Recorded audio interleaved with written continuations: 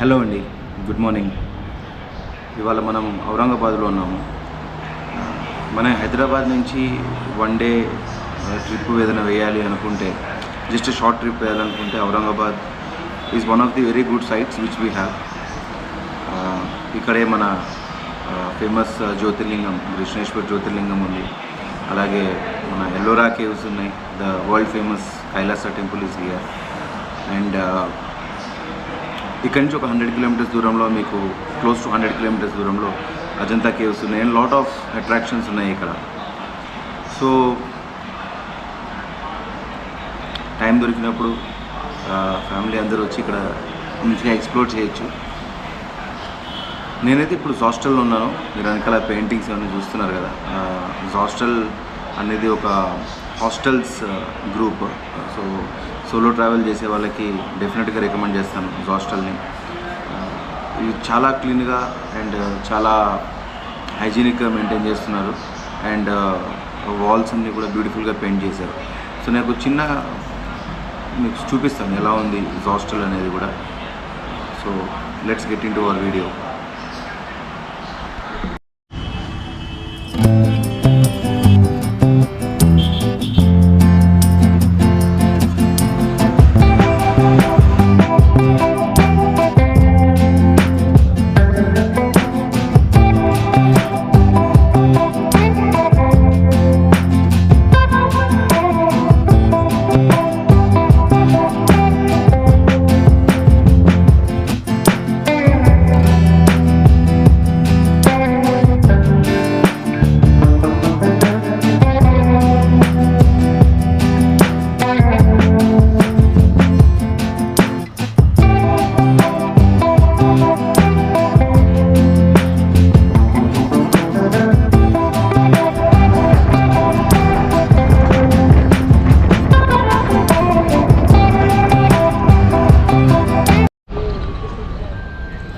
ఔరంగాబాద్ నుంచి మనకి కృష్ణేశ్వర్కి డైరెక్ట్ బస్సులు ఉంటాయి.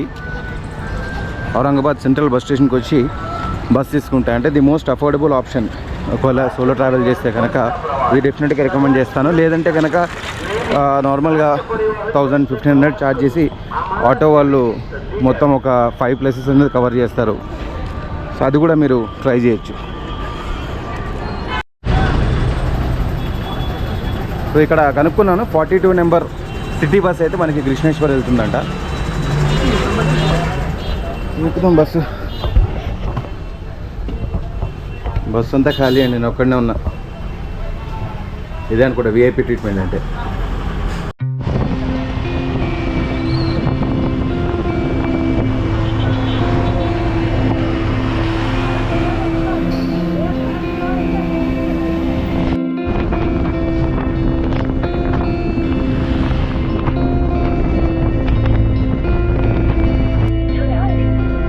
మనం కృష్ణేశ్వర టెంపుల్కి వచ్చిందేమో.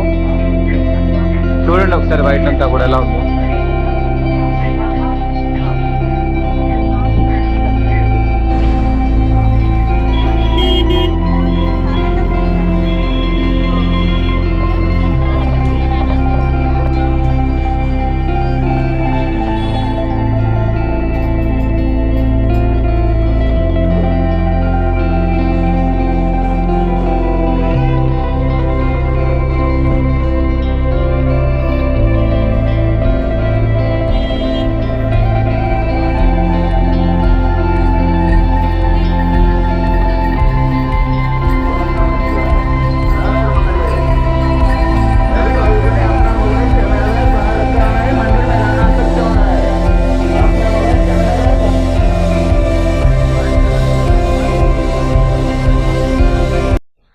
కృష్ణేశ్వర్ దర్శనం ముగించుకొని మనము ఎల్లోరా కేవ్స్కి వచ్చాము. ఇదంతా మీకు ఎల్లోరా కేవ్స్ ఎంట్రన్స్ అండి. సో ఇక్కడ కావాల్సిన షాపింగ్ కానివ్వండి, లేకపోతే ఏమైనా సోవెనీర్స్ కొనుక్కోవాలన్నా అవన్నీ కూడా ఇక్కడ అవైలబుల్ ఉన్నాయి. అండ్ ఇక్కడ చాలా వరకు కూడా తెలుగు మాట్లాడే వాళ్ళు అండ్ తెలుగు రెస్టారెంట్స్ ఇక్కడ అవైలబుల్ ఉన్నాయి. అండ్ ఈ ప్లేస్ కూడా చాలా పీస్ఫుల్గా ఉంది. ఇవాళ వెదర్ కొంచెం డీసెంట్గానే ఉందని అయితే అనుకోవాలి. మరీ ఎక్స్పెక్ట్ చేసినంత వేడిగా అయితే లేదు. మీకు ఇందాక చెప్పాను కదా, నేను మొత్తం ఇక్కడ తెలుగు రెస్టారెంట్స్, తెలుగు మాట్లాడే వాళ్ళంతా ఎక్కువ ఉన్నారని. ఇక్కడ నేను ఒక రెస్టారెంట్కి వచ్చాను చూడండి. ఈ రెస్టారెంట్ పేరు మనందరికీ బాగా పరిచయమైన పేరే, గరికెపాటి వారి మెస్. సో గరికెపాటి రెస్టారెంట్కి వచ్చాము.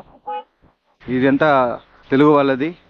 ఎగ్జాక్ట్గా మన ఎల్లోరా కేవ్స్ ఎంట్రన్స్ దగ్గరలో అయితే ఈ టెంపుల్ ఉంటుంది, ఈ హోటల్ ఉంటుంది. Finally world heritage site Ellora కేవ్స్కి అయితే మనం రీచ్ అయ్యాము. అండ్ ఎదురుగుండా చూడండి, the mighty Kailasa temple. So ఈ టెంపుల్ గురించి మనం ఎంత మాట్లాడుకున్నా తక్కువే. దగ్గరికి వెళ్ళి అసలు ఆ శిల్పకళ ఏంటి, అది ఎలా పాసిబుల్ అయింది, అండ్ ఈ టెంపుల్ డీటెయిల్స్ ఎలా కట్టారు ఏంటి అనేది కూడా నేను మీకు ఎక్స్ప్లెయిన్ చేస్తాను. ఈ అద్భుతమైన శిల్పకళను చూడండి. ఔరంగజేబ్ ఆల్మోస్ట్ ఒక 1000 సోల్జర్స్ని, 1000 మంది సోల్జర్స్ని పంపించాడంట ఈ టెంపుల్ మొత్తం డిస్ట్రాయ్ చేయమని. 3 ఏళ్ళు వాళ్ళు కష్టపడి చేయగలిగిన డ్యామేజ్ ఇంతే. సో జస్ట్ ఇమాజిన్, ఎందుకు ఇంత కష్టమైంది, వాళ్ళు ఎందుకు డ్యామేజ్ చేయలేకపోయారు అనేదానికి మెయిన్ రీజన్ ఏంటంటే, ఈ టెంపుల్ మొత్తం కూడా ఏకశిల, ఒకటే శిల మీద కట్టిన టెంపుల్, చెక్కిన టెంపుల్. కొండ పైనుంచి కిందికి ఒక టెంపుల్ ఆకారంలో చెక్కుకుంటూ వచ్చారంటే అది మరి మనుషులకైతే సాధ్యం కాదని నేను అనుకుంటాను. చూసారా ఎంత డీటెయిలింగ్ ఉందో. ఇది ఇంకా లోపలికి వెళ్ళాక చాలా చాలా మనకి ఆశ్చర్యపరిచే డిజైన్స్, అసలు ఆర్కిటెక్చరల్ మార్వల్స్, ఇంజనీరింగ్కి అర్థం కాని ప్రిన్సిపల్స్, అవన్నీ కూడా మీరు చాలా చూస్తారు లోపల. టెంపుల్ ఎంటర్ కాగానే మనకి మహాలక్ష్మి అమ్మవారు ఇలా దర్శనం ఇస్తారు.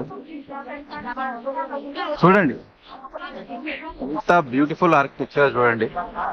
మొత్తం కూడా ఒకటే రాయి కాదు, ఒక కొండ నుంచి పైన నుంచి కార్వ్ చేసుకుంటూ వచ్చారంటే ఎంత ప్రిసిషన్ ఉండాలి వాళ్ళకి, ఎంత ప్లానింగ్ ఉండాలి, అండ్ ఎంత మ్యాథమెటికల్ ఇంటెలిజెన్స్ ఉండాలి.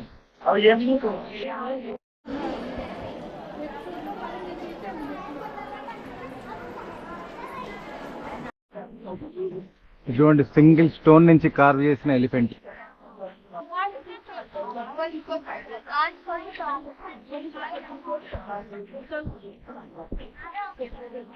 అక్కడ బ్రిడ్జెస్ ఉన్నాయి చూసారా, బాల్కనీస్ ఉన్నాయి. ఈ ఒక్క పిల్లర్ ఆల్మోస్ట్ 50 feet ఉంటుంది పిల్లర్. ఈ పిల్లర్ చేయడానికి ఎంత స్టోన్ తీసి ఉండాలి. బికాస్ నేను మీకు చెప్పాను కదా, ఇది అన్ని టెంపుల్స్ లా కట్టిన టెంపుల్ కాదు. మీరు అక్కడ చూసుంటే డీటెయిల్స్ పైన కొండ పైన నుంచి చెక్కుకుంటూ వచ్చారు, మొత్తం కిందికి టెంపుల్ ని కొండ పై నుంచి చెక్కుకుంటూ వచ్చారు. సో వాళ్ళకి ఈ టెంపుల్ కట్టడానికి ఆల్మోస్ట్ 18 years టైం పట్టిందని చెప్పేసి ఒక థియరీ ఉంది. సో 18 years లో ఈ టెంపుల్ కట్టాలి అంటే వాళ్ళకి ఎలాంటి విజన్ ఉండాలి. ఫర్ ఎగ్జాంపుల్,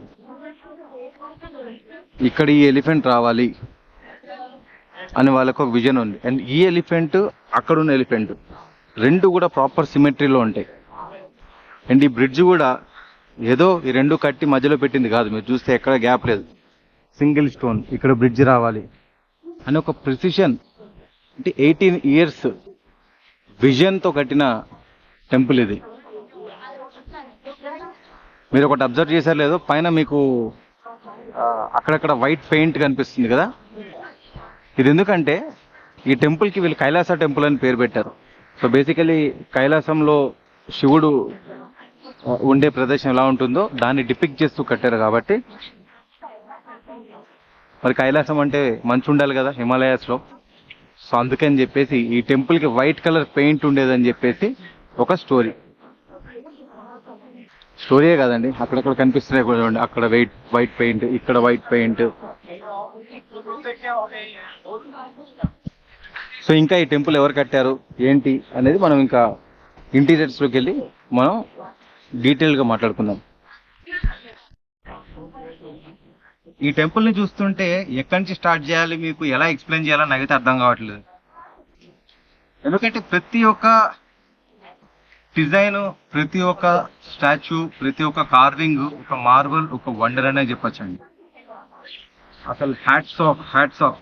నేను ఎప్పుడు చెప్తుంటాను కదా, మన పూర్వీకులు మనకి ఎప్పుడు కూడా గ్రేట్ ఛాలెంజెస్ విసురుతుంటారండి. ఇప్పుడు జనరేషన్లో, ఇప్పుడున్న టెక్నాలజీలో ఇలాంటి టెంపుల్ కట్టడం అనేది మాత్రం హైలీ ఇంపాసిబుల్. ఇది నేను చెప్తున్న మాట కాదు, గొప్ప గొప్ప ఇంజనీర్స్, ఆర్కిటెక్చర్స్, ఆర్కియాలజిస్టులు వీళ్ళు చెప్పిన మాటలు.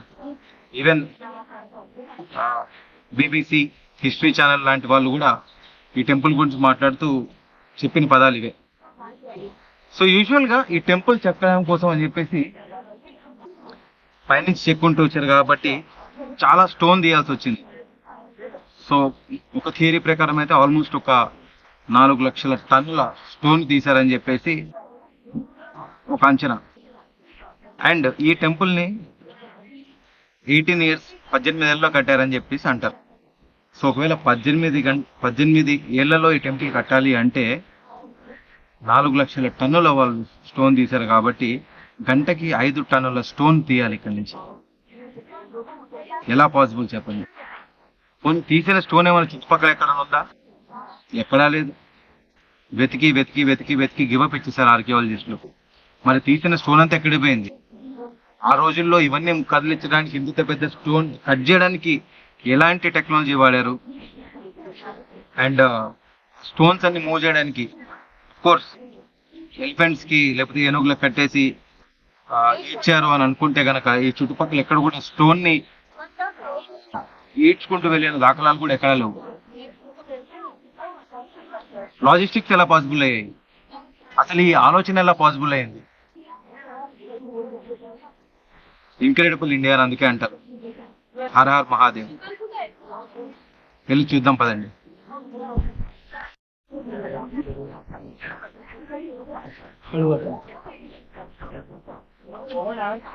చూడండి, మెట్లు కార్వ్ చేశారు, స్టాచ్యూస్ కార్వ్ చేశారు.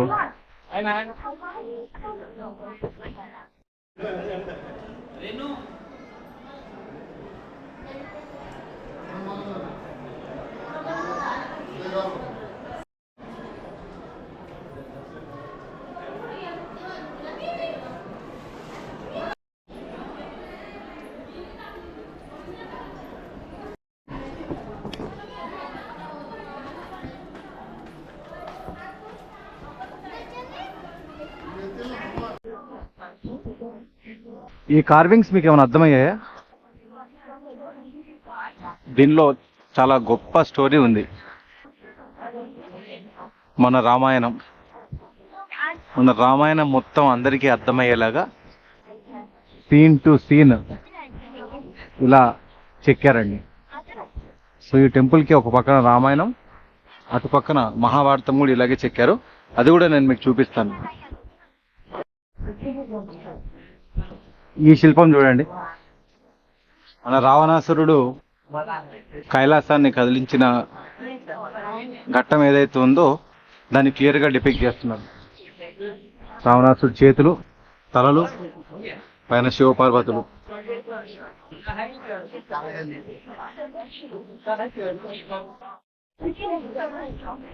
ఇప్పుడు టెంపుల్ ఎంట్రన్స్ లోకి వెళ్తున్నాము.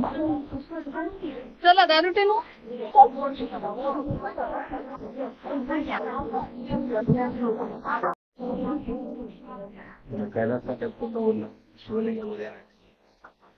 హర హర మహాదేవ్. కొన్ని విషయాలు మాత్రం మన వాళ్ళు ఎందుకు చెప్పిన మాట. ఇక్కడ కూడా లోపలికి వచ్చే పేర్లు రాయడము, శివలింగం పక్కన శివలింగం వెనకాల మీ పేర్లు ఏం సాధిద్దామనో మరి నాకు అర్థం కాదు. గమ్మత్ ఏంటంటే పొడి కట్టిన వాళ్ళ పేర్లు రాసుకోలేదు. ఇలాంటి ఇడియట్స్ తో నిండిపోయింది మన కంట్రీ. ఐఎమ్ సారీ ఇలాంటి లాంగ్వేజ్ వాడుతున్నాను, కానీ ఏ రైట్స్ ఉన్నాయి ఇలాంటి పనులు చేస్తున్నారు చెప్పండి.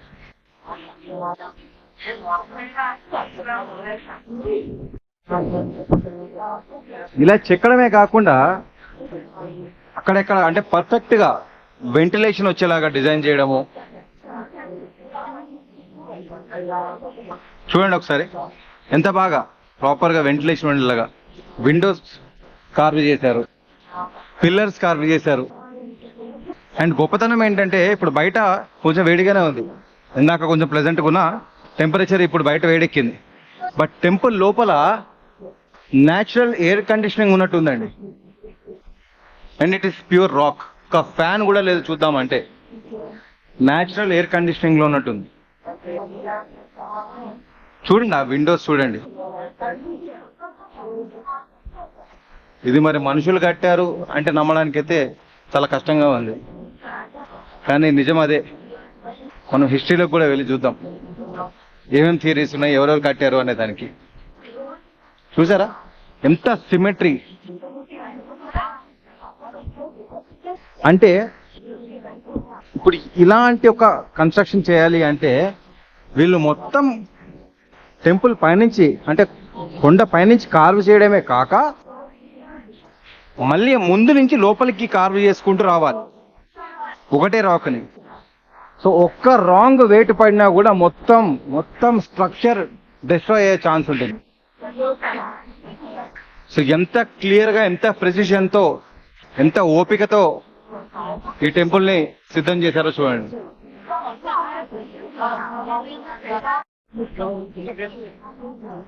ఈ పిల్లర్ కార్వ్ చేయడమే కాకుండా పిల్లర్ మీద మళ్ళీ చెక్కడాలు చూడండి ఎంత డీటెయిలింగ్ ఉందో ఒక్కొక్క చెక్కడంలో. ఇలాంటి రోజుల్లో ఈ ఒక్క పిల్లర్ ని చేయడానికి మనకు చాలా టైం పడుతుంది. అండ్ అలాంటిది ఆ రోజుల్లో ఈ పిల్లర్ చేయడమే కాకుండా దీని మీద కార్వింగ్ చెక్కు చెదరకుండా 3 ఏళ్ళు 1000 మంది కష్టపడి డిస్ట్రాయ్ చేద్దామని చూసినా కూడా డిస్ట్రాయ్ చేయలేక చేతులు ఎత్తేసారు. అది టెంపుల్ గొప్పతనం. నిజంగా కైలాసం ఇలాగే ఉంటుందా అనిపిస్తుంది ఒక్కోసారి ఇది చూస్తుంటే.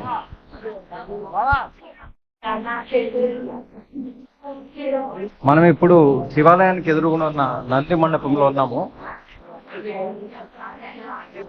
ఇదిగోండి నందీశ్వరుడు మాక్సిమం డిస్ట్రాయ్ చేశారు.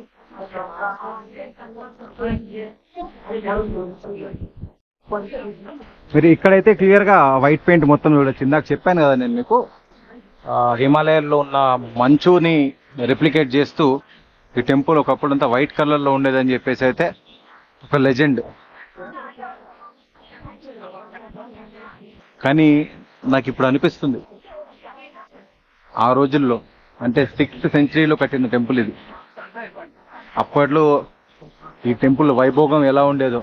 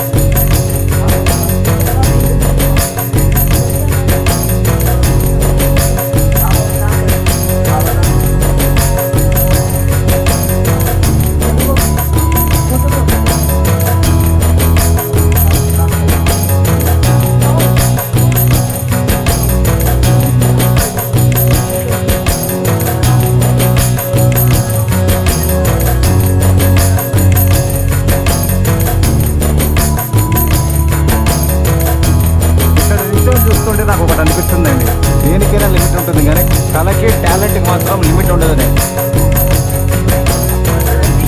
ఎంత పెద్ద కొండ అది, ఎంత పెద్ద కొండ, ఎంత మెజెస్టిక్ గా ఉంది. దీని నుంచి మామూలు ఒక రాయగా తెచ్చడానికే మన వల్ల మనకి పెద్ద పెద్ద మెటీరియల్ జేసీబీలు అన్నీ కావాలి. మన కొండ నుంచి అద్భుతం ఎలా చేశారు బయటికి.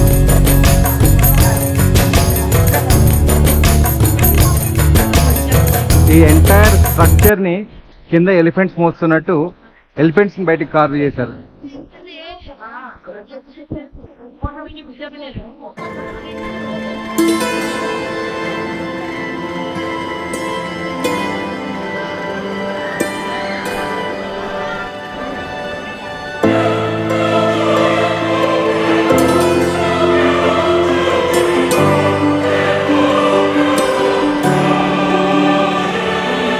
మీకు నేను అటు సైడ్ రామాయణం ఇన్స్క్రిప్షన్ చూపించాను కదా ఇటు సైడ్ ఇటు సైడ్ అంతా కూడా మీకు మహాభారతం అనేది చెక్కడం జరిగింది.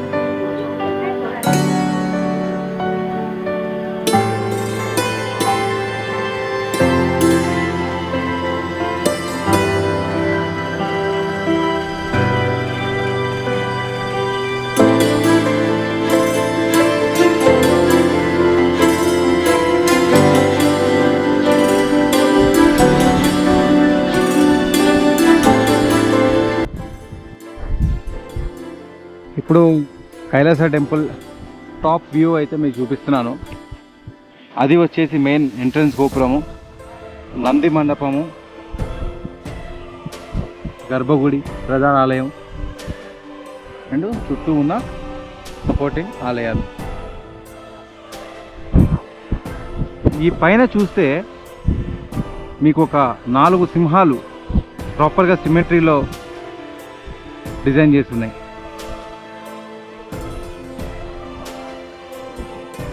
ఇంకొక థియరీ ఏంటి అంటే ఈ టెంపుల్ గురించి, ఈ టెంపుల్ని ఏలియన్స్ కట్టారు అంటే మన పూర్వీకులు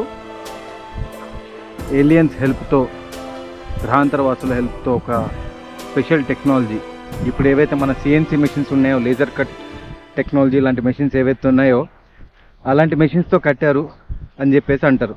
అండ్ మోరోవర్ ఆ మధ్యలో మీకు ఆ 4 లయన్స్ ఏవైతే ఉన్నాయో ఆ 4 లయన్స్ అండ్ మధ్యలో గోపురం ఏదైతే కనిపిస్తుందో మీకు అక్కడ, సో అది పైన నుంచి కూడా ఎప్పుడైనా సరే వీళ్ళు ట్రావెల్ చేస్తుంటే అది కనిపించడం కోసం అని చెప్పి ఒక మార్కింగ్ లాగా టెంపుల్ మీద పెట్టారని చెప్పి కూడా ఒక థియరీ ఉందంట.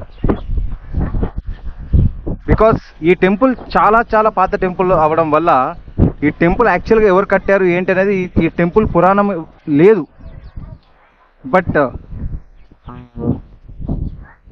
యూనో ఇక్కడున్న ఆధారాల ప్రకారం, ఇక్కడ పరిపాలించిన రాజుల ప్రకారం అండ్ కార్బన్ డేటింగ్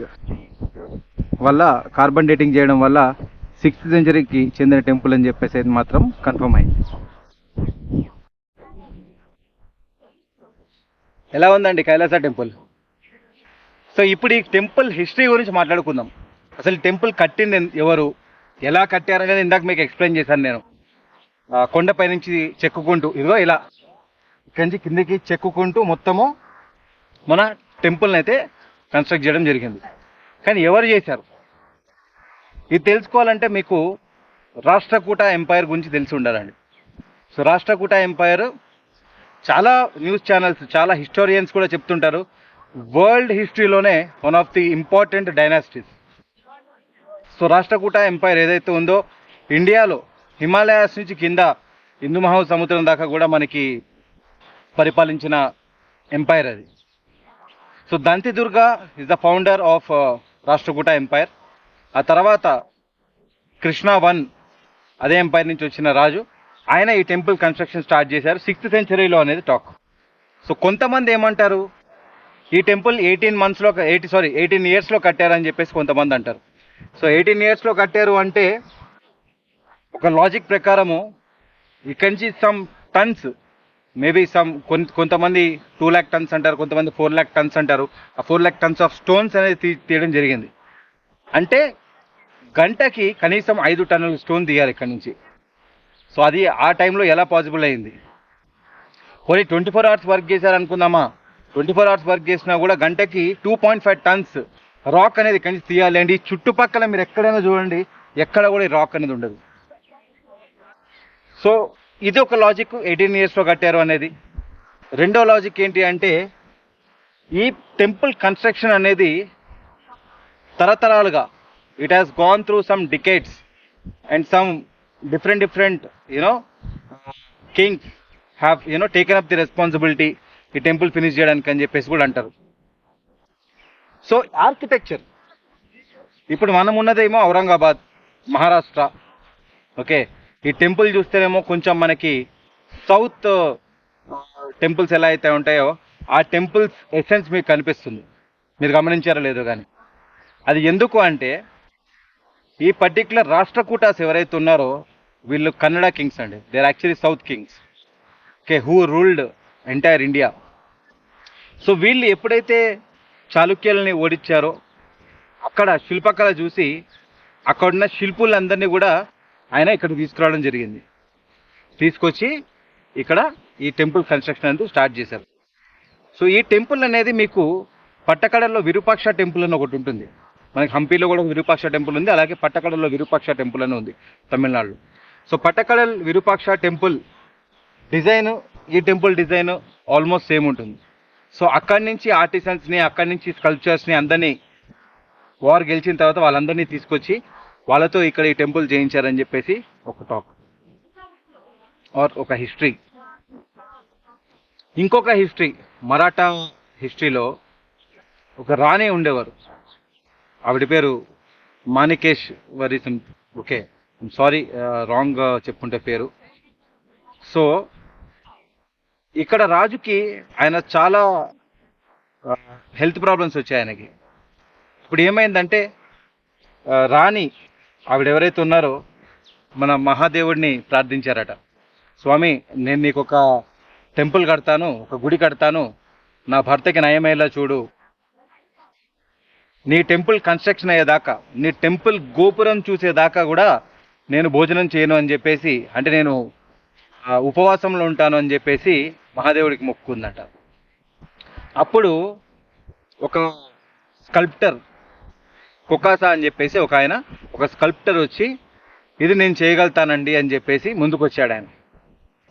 ఇక్కడ రాణిగారు కోరుకుంది ఏంటి, గుడి యొక్క గోపురం చూసేదాకా నేను ఏమీ తినను అని చెప్పేసి అన్నారు. సో ఆయన ఏం చేశారంటే ఈ పైన నుంచి చెక్కుకుంటూ వచ్చారండి. పైన నుంచి చెక్కితే ఏమొస్తుంది, ఫస్ట్ గోపురం తయారవుతుంది, రైట్. సో ఫస్ట్ గోపురం తయారైంది, కానీ ఇక్కడి నుంచి కూడా చెక్కుతూ ఆ గోపురం మొత్తం కూడా ఒక వారం రోజుల్లో చేశారని చెప్పేసి టాక్. ఎందుకంటే వారం రోజుల కంటే ఈ టెంపుల్ లేట్ అయ్యే కొద్దీ మరి రాణిగారి ప్రాణానికి డేంజర్ కదా, ఎందుకంటే ఆవిడేమి తినరు, ఏమి భూజించరు అని చెప్పేసి చెప్పారు. కాబట్టి ఈ టెంపుల్ పైనుంచి చెక్కుకుంటూ ఒక 1 వీక్లోనే గోపురం అనేది బయటికి వచ్చేలా చెక్కారంట. ఇది ఎలా పాసిబుల్ అయింది? మనమందరము భారతీయులుగా పుట్టినందుకు చాలా చాలా గర్వపడాలండి. ఎందుకంటే బయట నుంచి వచ్చి ఇన్వేషన్స్ ఇవన్నీ చేసి వాళ్ళు మన దగ్గర నుంచి చాలా నేర్చుకుని వెళ్ళారు, కానీ మనము మన రూట్స్ని మర్చిపోతున్నాం. సో ఇదే నేను చెప్పదలుచుకుంది, దీని మించి ఏం లేదు. కింద కూడా నేను ఇందాక టెంపుల్లో చూస్తున్నప్పుడు నాకు కొంచెం చాలా బాధ అనిపించింది. కొంతమంది వచ్చారు, వచ్చి మొత్తము టెంపుల్లో వాళ్ళ పేర్లు గీస్తున్నారు, అదేదో వాళ్ళ ప్రాపర్టీ అన్నట్టు. So what non sense is this? మనం ఇంకా మారమా? మనం ఒకసారి మీరే క్వశ్చన్ చేయండి. అండ్ మన మాన్యుమెంట్స్ని ఎవరైనా సరే డిస్ట్రాయ్ చేస్తున్నా కూడా ప్లీజ్ ఇమ్మీడియట్గా మీరు రియాక్ట్ అవ్వండి. ఇవి మనకే కాదు, మన ఫ్యూచర్ జనరేషన్స్ కూడా అలాగే చెక్కు చెదరకుండా ఉండాలి.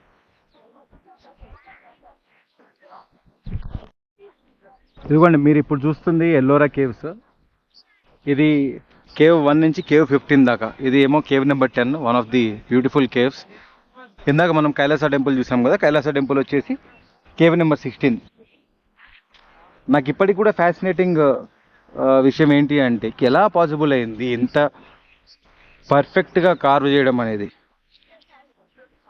అండ్ ఈ రాక్ కూడా ఇది రెగ్యులర్ గ్రానైట్ ఇంత కాదు, ఇది బేసికల్లీ బసాల్ట్ రాక్ అంటారు. అంటే వాల్కానిక్ ఎరప్షన్ వల్ల క్రియేట్ అయిన రాక్ ఇది. సో అప్పట్లో జోగ్రఫికల్ కండిషన్స్ ఎలా ఉండేవి, ఇక్కడ చల్లగా ఉండేదా లేకపోతే వేడిగా ఉండేదా, సో ఇదంతా కూడా మనకు తెలియదు.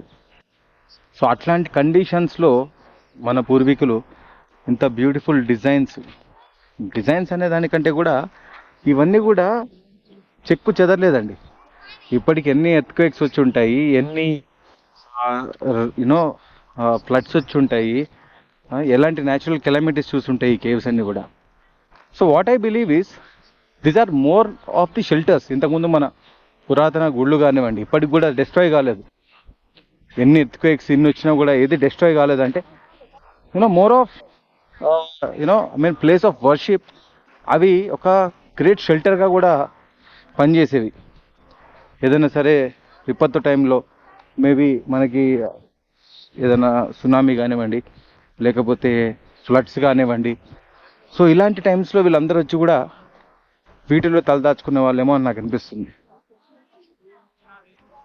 ఇప్పటికీ డిస్ట్రాయ్ కాలేదంటే అప్పుడు ఇంకా ఎంత స్ట్రాంగ్ ఉండేవి. వాంటెడ్లీ డిస్ట్రాయ్ చేద్దామన్నా కూడా డిస్ట్రాయ్ చేయడం కుదరలేదు వీటిని. అది కదా గొప్పతనం.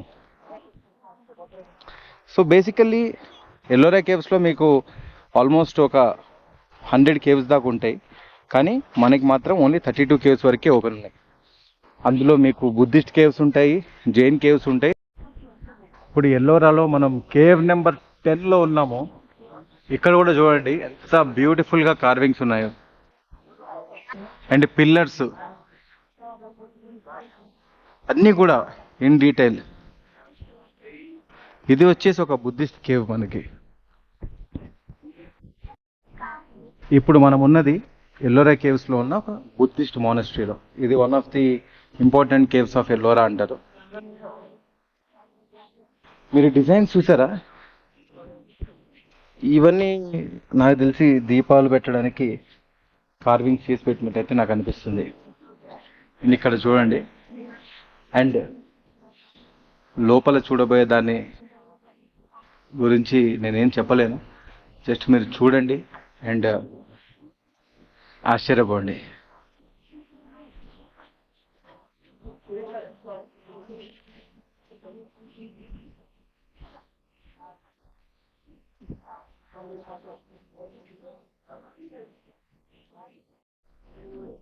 ఇప్పుడు మనం కేవ్ నెంబర్ 10లో ఉన్నాము.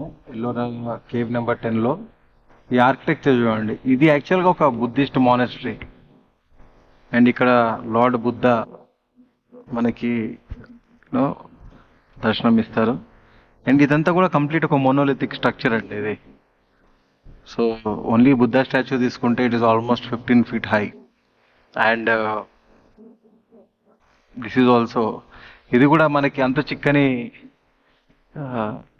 ఏం చెప్తాం దాని రహస్యమా లేకపోతే అంత చిక్కని టాలెంటా ఏమనలో నాకైతే అర్థం కావట్లేదు. ఒక కొండలో ఒక రాయిలో ఇన్ని చేయొచ్చా అంటే అది మన పూర్వీకులకే పాసిబుల్.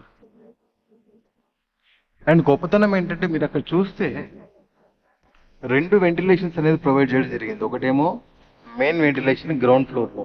ఇది యాక్చువల్గా 2 స్టోరీడ్ బిల్డింగ్. ఇది మెయిన్ వెంటిలేషన్ గ్రౌండ్ ఫ్లోర్లో, అండ్ పైన కూడా మీకు ఇంకో వెంటిలేషన్ ఉంది సెకండ్ ఫ్లోర్ నుంచి డైరెక్ట్గా మనకి విగ్రహం మీదకి రావడానికి.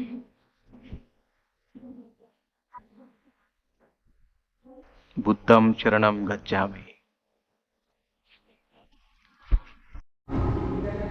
ఇక్కడ కూర్చొని కనుక మెడిటేట్ చేస్తే మనకి రీసౌండ్ ఎలా ఉంటుందో ఒకసారి చూడండి. ఓం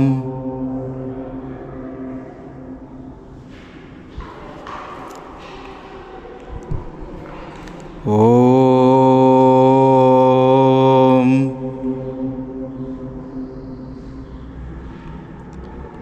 ఓం.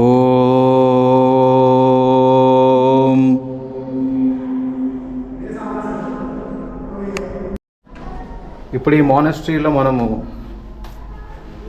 ఫస్ట్ ఫ్లోర్ ఏదైతే ఉందో ఆ ఫ్లోర్కి వెళ్ళి మనం చూద్దాం ఏమేమి ఉన్నాయి, ఎలా ఉంది అనేది.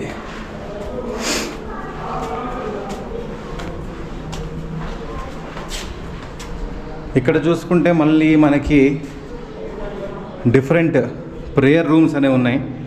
ఇవి డిఫరెంట్ మెడిటేషన్ రూమ్స్ ఇవి. అదిగోండి ఇక్కడ క్రూజ్ కనిపిస్తుంది చూసారా? మేబీ ఇక్కడ లోపల మాంగ్స్ కూర్చొని వాళ్ళ మెడిటేషన్ అది కంటిన్యూ చేసేవాళ్ళు. ఇక్కడ నేనేం మాట్లాడుతున్నా రీసౌండ్ వస్తుంది.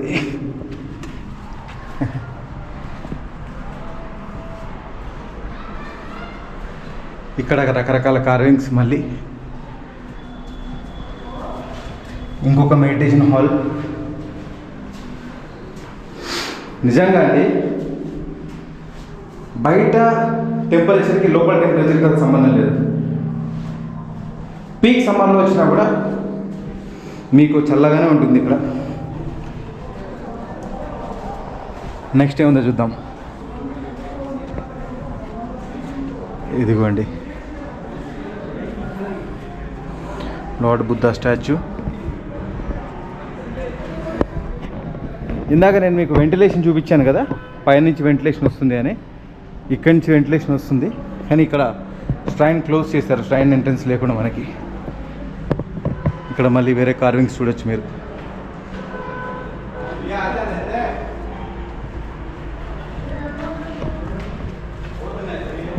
మళ్ళీ లోపలికి వెళ్ళి చూస్తే ఇక్కడ మళ్ళీ రకరకాల మెడిటేషన్ హాల్స్ అన్నీ మనకు ఉన్నాయి.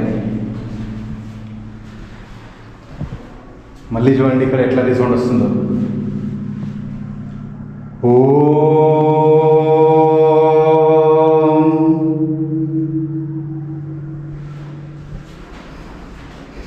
మనం చూస్తాం కదా బేసికల్లీ చైనీస్ మ్యూజిక్ ఇన్స్ట్రుమెంట్స్ కానివ్వండి, జాపనీస్ కానివ్వండి, ఇవన్నీ కూడా మనకి వైబ్రేషన్తో వచ్చే మ్యూజికల్ ఇన్స్ట్రుమెంట్స్ ఉంటాయి. అండ్ మోరోవర్ సౌండ్ హీలింగ్ అనేది కూడా చైనా నుంచి చాలా ఇన్స్ట్రుమెంట్స్ అనేవి మనకి ఇండియాలో ఇంపోర్ట్ చేసుకొని వాటిని అమ్మడం జరుగుతుంది. సో ఇది కూడా ఒక రకమైన సౌండ్ హీలింగ్ నన్ను అడిగితే. ఇక్కడ కూర్చొని keep talking or just say again Om. And నేనైతే ఆ వైబ్రేషన్స్ని ఫీల్ అవ్వగలుగుతున్నాను నా బాడీలో. అండ్ అది ఎంత ఎనర్జీ జనరేట్ చేస్తుంది అనేది ఆ పర్టికులర్ సాధన మీద ఉంటుంది. సో అందుకనే అప్పట్లో మన ఋషులు, మన మునులు, వీళ్ళందరూ కూడా ఇయర్స్ తరబడి కూర్చొని సాధన చేసేవాళ్ళు. చిన్న విషయం కాదండి. నేను మళ్ళీ చెప్తున్నాను, 5 నిమిషాలు కూర్చొని చూడండి ఒక చోట మీరు కళ్ళు మూసుకొని, అది పాసిబుల్లా కాదా మీకు తెలుస్తుంది. సో ఇంకా దీనిపైన ఇంకొక స్టోర్ ఉంది. ఇప్పుడు మనం ఫస్ట్ ఫ్లోర్లో ఉన్నాం, దీనిపైన ఇంకొక స్టోర్ ఉంది. ఆ పైన కూడా ఇంకా మనకి మెడిటేటింగ్ హాల్స్ ఉన్నాయి.